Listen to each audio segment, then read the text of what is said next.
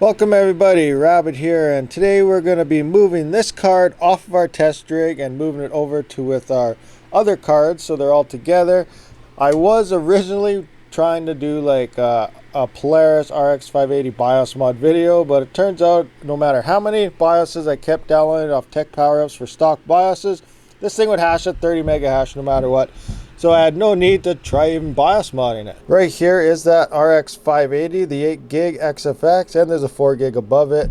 24.41 is our 4 gig card on Ethereum, and 29.91 mega hash our settings. 1110 core, 800 VDD, 27 mem, MDP M1 and DPM1. Add mem tweak is here as well. Let me just check that right quick. It is 20.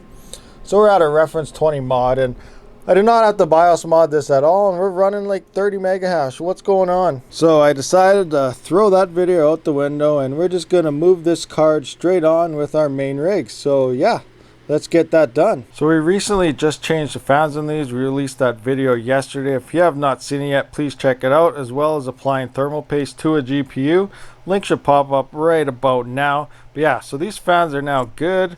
You can see spinning away, looking nice. And how I actually power these is, it is a 580 8 gigabyte card. They use about 118 watts mining Ethereum. So I just run a splitter from the 8 pin to the riser right there, and then we will be just plugging in right there. Now if I was to go to like say Ravencoin, I'd definitely be running an individual line straight to the 8 pin itself. Here is our rig that we're going to be putting the card. We got a 5600 XT, 5700 XT Pulse, and a 5700 XT Sapphire Nitro.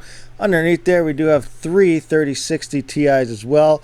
It is a mixed rig running in Hive OS. Everything is powered off a 1200 watt server power supply and a ZSX amp breakout board. Links are in the description if you want to purchase any of these items. Amazing breakout board. It has a digital display. It is in DC voltage, so if you just multiply this number by that number, it will tell you how much power is actually coming out of your breakout board for your GPUs and everything. Now that is not including from this point this way. It is only what's coming out of the breakout board. Okay, so we have it in there right there. As you can see, it's a little on the tight side, but that's all right. I wanted to put it in the front, but this card runs a little bit warm at times, so I didn't want the warmth from this back plate coming out and blowing against that card, so I put it beside it here. There's quite a bit of airflow from these fans. Now I do have, because I wanted lights and RGB and everything to work on these fans, an ATX power supply hooked up to our motherboard when I could be utilizing this, but then I would have no RGB lights. So if you are running a setup like this and you do have an ATX running your motherboard and the HP server power supply breakout board running your cards, you do have to turn it on first, like so. There we go, we're ramping up, everything is good. Now we just got to turn this guy on. We'll fire up now, boom, and now we have power. So everything's looking good. We'll run into Hive. Hopefully we are detected and in somewhat a decent order as well. Okay, so here we are in Hive. It's kind of in the middle of our 25700, so I'm gonna play around with it and kind of get it going right. That way it's not splitting stuff apart, so it's in a better order. So I'll be back. All right, so that looks much better right there. And one thing that's quite interesting here, you can see we have 4 AMD cards, 3 3060 Ti's, 184.4 on our AMD cards, and 183.8 on our NVIDIA cards. So they are pretty close. So if we decided to test a pool one time, this could be a good comparison to put one set on one pool and one set on the other, just to, you know, do some pool testing. But for the most part, we are set. Our rx580 is in with our mixed rig, running perfectly fine. Okay, so here we are, up and running, 100% good to go. The HP server power supply is winding up a little bit. We got a little more draw on it, but initially it will do that once it first fires up, and then it'll quiet down a bit. I'm not too sure if you can actually hear it or not. It's not too bad right now. Now moving on, this is our CPU miner, and oh, I should say that I do have links for Helium Miners in the description. It is getting pretty popular, and Kel Chip Connect actually with code Rabid Mining will get you 3% off their rack hotspot. So be sure to check it out. They should be shipping again sometime soon, but there are back orders, all the good stuff. It is super busy, but be sure to check that out. Again, Rabid Mining will get you 3% off a Helium miner.